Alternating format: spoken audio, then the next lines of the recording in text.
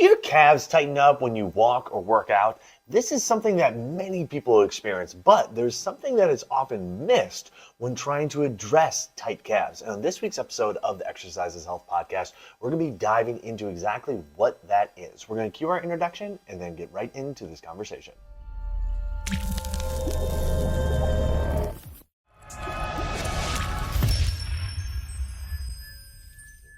And welcome back, exercisers, to the Exercise is Health Podcast, brought to you by Muscle Activation Schaumburg and Exercise for Life Studios, where we believe that your health is your most valuable asset.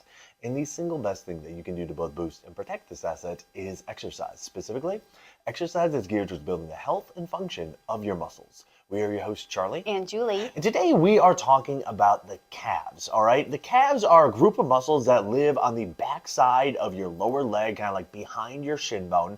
And for a lot of people, they get really tight. And they get really tight oftentimes when they're starting to exert themselves physically, whether it's going for walks or certainly anything more intense than that, such as jogging, running, sprinting, or just working out, or just kind of going throughout their daily life. They go from just relaxing, sitting, resting, and all of a sudden they're on their feet. And when they do, their calves start to tighten up. So if this is you, I want you to listen closely because there's something that is being missed across the board when it comes to looking at and trying to address calf tightness. And that's what we want to discuss with you today.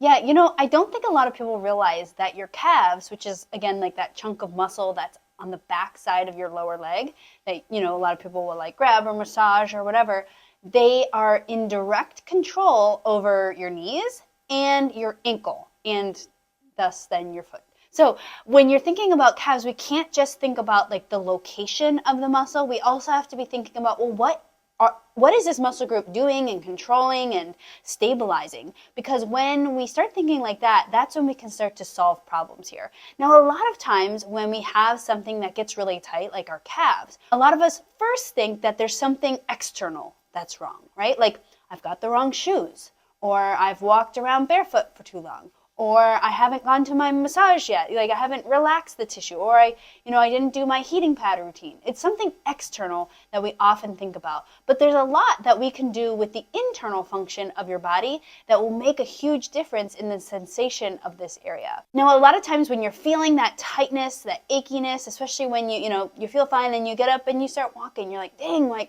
calves are so tight.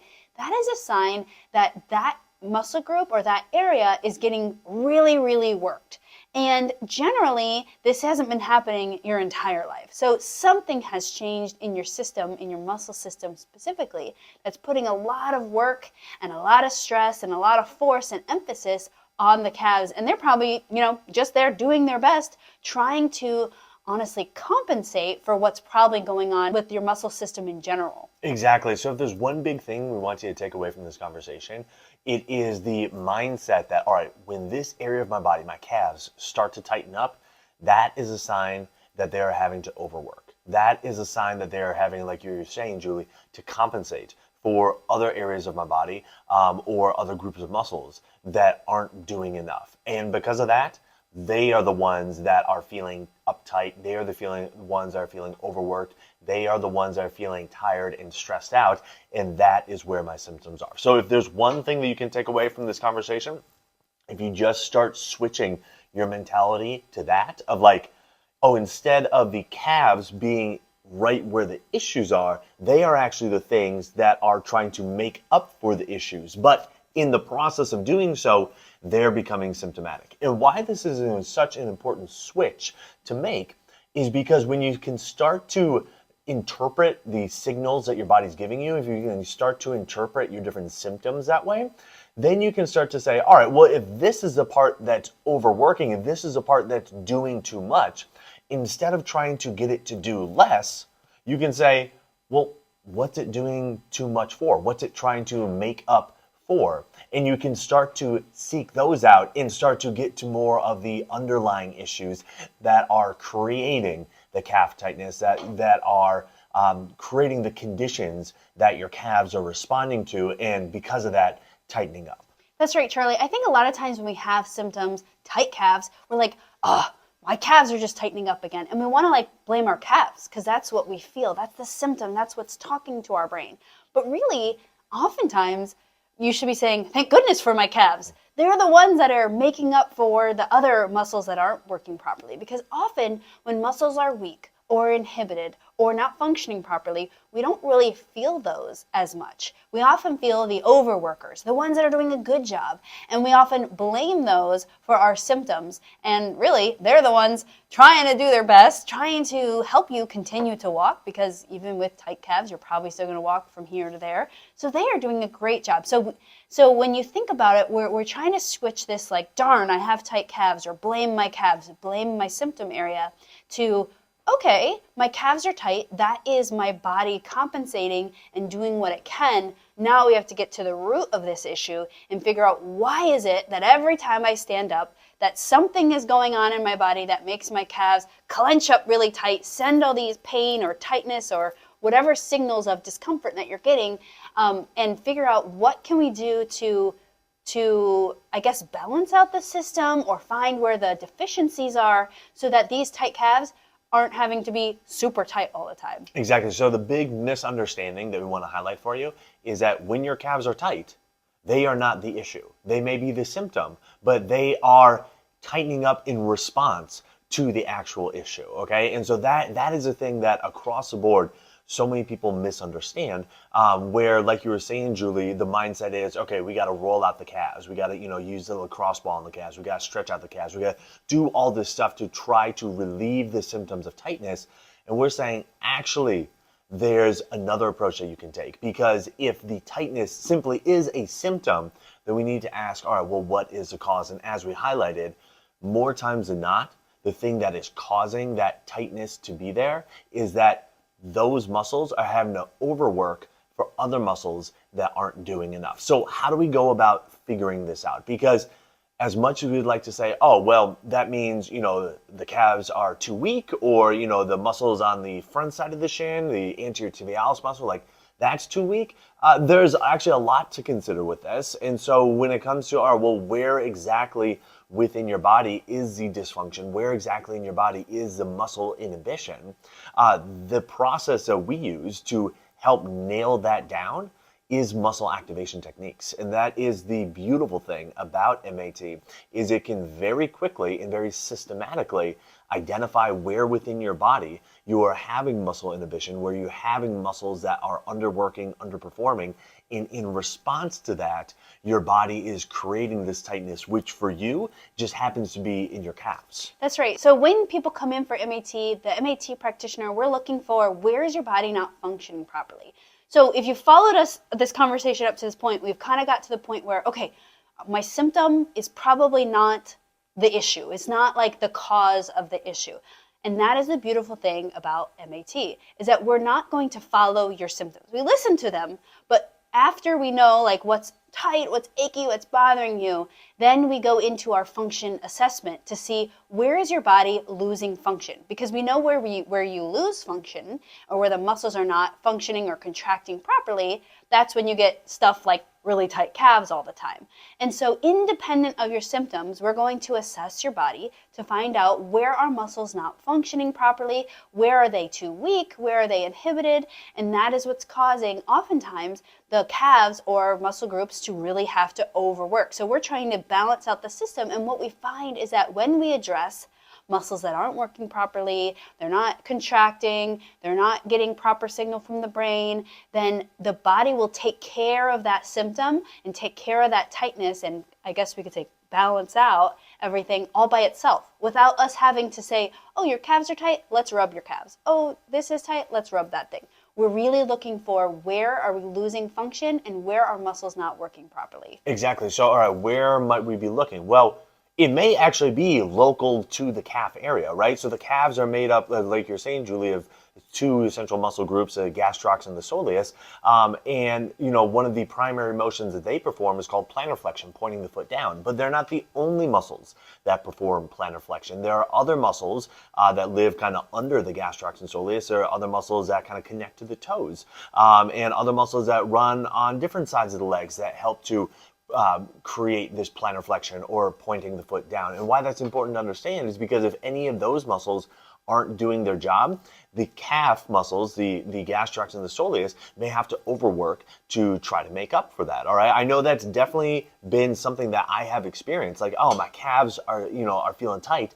Okay, well, it's other muscles that are supposed to be supporting the calves that are underworking. And then once we get those muscles working better, it's like, all right, the calves can relax.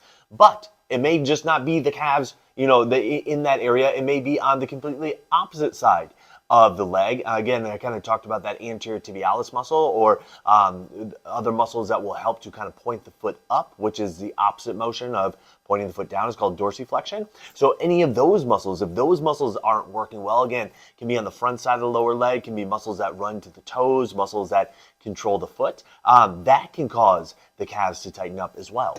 Definitely, Charlie. So thinking locally, but not in this specific area. So again, the calves do a motion called plantar flexion. So we know it has a tight ankle control. So those muscles that are not necessarily the calves, like what you said, Charlie, the toes, the front of the ankle, if those aren't working properly, it is very common that we see people coming in with the symptom of tight calves. The other joint that a lot of people don't associate with the calves, but is a great muscle that controls this joint is the knees. The calves help to bend the knee. And so if other knee flexors are not functioning properly, for example, like your hamstrings. The hamstrings, yes. So if your hamstrings or knee flexors are not contracting properly, we commonly see the calves try to kind of take over and again, compensate for the lack of contraction and lack of control that the hamstrings might be offering. Again, remember, when muscles aren't working properly, they're not really sending all these something is wrong signal. It's the muscles that are really working and overworking. And so again, that's why we often see those symptoms in the calves. No, that's a really great point, Julie. It's kind of like if you go on vacation and you let the rest of your team do all your work for you back at the office, you're not sending any signals saying, hey, something's wrong because you're on vacation. But the people at the office who are putting in the work, they might be saying, hey, something's, we need you to get back here because we're glad that you're getting your break, but we need you back here because, we have too much work for us to handle. So it's usually not the people or the muscles that are on vacation that are saying something's wrong. It is everything else, everybody else that is doing the work that's saying, okay, we're getting stressed out. We're getting overworked here. We need to tighten up in order to try to work harder to make up for the fact that you aren't working. Okay. And so that is what we see not only, at the office, but we see that, with the muscles as well. Okay. So yeah, like you were saying, it might be the hamstrings. It could also be the opposite side of the knee with the quads. Again, we have the quadriceps, the quadriceps that straighten the knee aren't working well.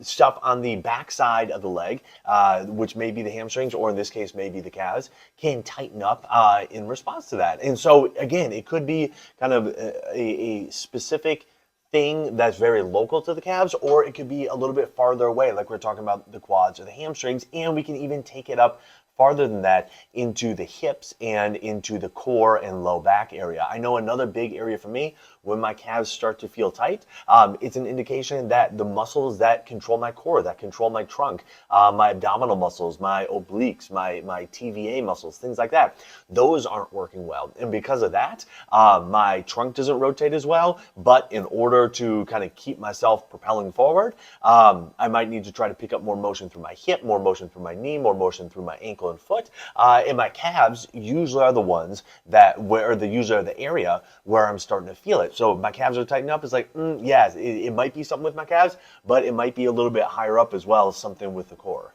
I think especially if you're having symptoms in both calves, definitely go up the chain and think about trying to address or figure out dysfunction up in the hips or the core. Because if you think about it, if both calves are having a symptom, it is possible, and we've seen it before, that there is dysfunction in both sides. We just need to work on something in the leg on both sides. But it could also be the first common thing above them. So, right, where your legs come together, that's your pelvis, your core muscles. And more often than not, we find that people that are having tight calves, extra pulling right on that Achilles, maybe even yanking into your plantar fascia, pushing down into maybe like the first ray, giving you some of those bunion symptoms, any of that dysfunction that is just like accumulating down into the feet and the ankles that can present itself with that tight calf feeling. Oftentimes we are looking up in the trunk because we almost always see a dysfunction up in the trunk, whether that's a cause or that's now compensating for a different thing that's happening down in the leg. So it is very common that when you're coming in with tight calves, we are looking at the hips, we're looking at how the core is functioning, because a great place to transfer stress is to go down the leg. And for a lot of people, that does manifest in your calves. And yes, I work on Charlie's core so often to change the symptoms and the feelings in his calves. Yeah, it's really crazy when you can experience that for the first time for yourself, where you're like, okay, it was my calves, my feet, all that stuff that was feeling really tight and overworked, and working through my trunk completely relieved that. It's a crazy feeling that once you experience it, you're like, all right, yeah, I'm totally bought in. This is what I need now. So that for us really is step one, because that helps to identify exactly where within the body you're having these inhibited muscles that are causing the calves to have to overwork. So that is where MAT fits into the picture for us, as far as identifying and then addressing those inhibited muscles to get them working better and to kind of build up their stress tolerance so they can continue to work well with all the different activities that you're doing throughout your life. And for many people, like, that's at a really good place. But if you find that you continue to push yourself kind of beyond your limits, then another thing that we add in is starting to do strength training, specifically not only for the calves themselves, but for those other areas where there was that muscle inhibition, to build up the capacity of those areas to continue to do more stuff. That's right. And pushing yourself, I forget the exact words you just said. I'm trying to put it in my head, but pushing yourself like beyond your limits can look like you're an athlete and you push yourself really hard. It could also look like, maybe it was hurting to walk and then you came for MAT, now it's not hurting to walk, but now you've walked so much that now it's hurting to walk again.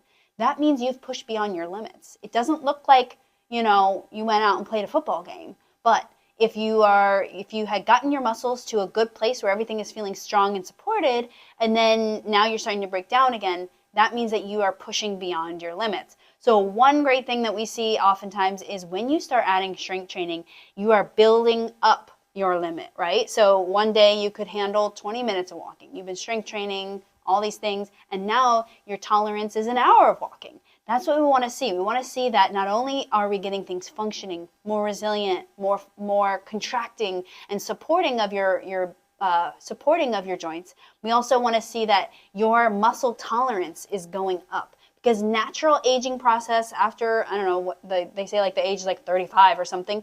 Anyways, most of us, we're on the downward trend if we're not doing something. So we got to make sure that we're strength training regularly for the ankles, the feet, the toes, the knees, the hips, the trunk, and really everywhere else, to make sure that we keep the tolerance high so that we're able to do things in our life when we're ready to, without feeling like, I don't know if I can do that, it will break me down, or I'm already in a broken down state. Right on. So if you are experiencing tight calves, the thing that we want you to take away from this is that it's likely not the calves themselves that are the issue, okay? There's something else going on within your system, from a muscle inhibition standpoint, from a muscles not working enough standpoint, that is causing your calves to have to overwork. And in response to that, your calves feel tight, they feel overworked, they feel stressed out, all right? And so the first thing is you need to be able to identify where within your body you're having this muscle inhibition, this muscle dysfunction with these underworking muscles. And the process that we use to precisely identify where within people's bodies that is muscle activation techniques. And once we're able to identify those muscles, we're able to address them through the MAT process, build up their tolerance to stress, and then start to build up their working capacity with strength training. So you can keep doing the things that you want to do and the things that you enjoy doing without feeling like your body's breaking down, without feeling like your body continues to tighten up every time, like you were saying, Julie, you go for the walk, or you do a workout that's a little bit harder than you're used to, or you're just doing stuff around your house. So if you would like to experience muscle activation techniques for yourself and are in the Chicagoland area or are willing to travel to the Chicagoland area, that is our specialty here at Muscle Activation Schaumburg. You can see our availability and get on our schedule by going to www.matschaumburg.com. On our website, there's a big green button that says Get Started, which you can click, and you can see our availability and schedule yourself for your initial MAT consultation and assessment. And if you would like our guidance on implementing strength training within your life with workouts that you can do right from home to build up the strength throughout your entire system, that's exactly what we help you to do with the Exercise for Life membership. Right now, you can get your first 30 days to the membership absolutely for free by going to www.exerciseforlifestudios.com. So who do you know that needs to hear this episode? Who do you know that is always rubbing their calves or complaining about having tight calves no matter what they do? Share this episode with them so they can understand one thing that is often misunderstood about tight calves and then start implementing what we talked about today to help them with that. And while you're online, head on over to Apple Podcasts, Spotify, or wherever you listen to us and leave us a rating and review. Not only does it help people find our podcast when they're looking for information on exercise, it also helps them find our podcast when they're looking for information on health. So if you found value in this conversation today, let us know by leaving us a 5-star rating and review. Well, thanks so much for tuning in. We always appreciate it. Have a fantastic week, and we'll talk with you all next week. This podcast is for information purposes only. The statements and views on this podcast are not medical advice. This podcast, including Julie and Charlie Gates, disclaim responsibility for any possible adverse effects from the use of information contained herein. Opinions of guests are their own, and this podcast does not endorse or accept responsibility for statements made by guests. This podcast does not make any representations or warranties about guest qualifications or credibility. This podcast may contain paid endorsements or advertisements for products or services. Individuals on this podcast may have a direct or indirect financial interest in products or services referred to herein. If you think you have a medical issue, consult a licensed physician.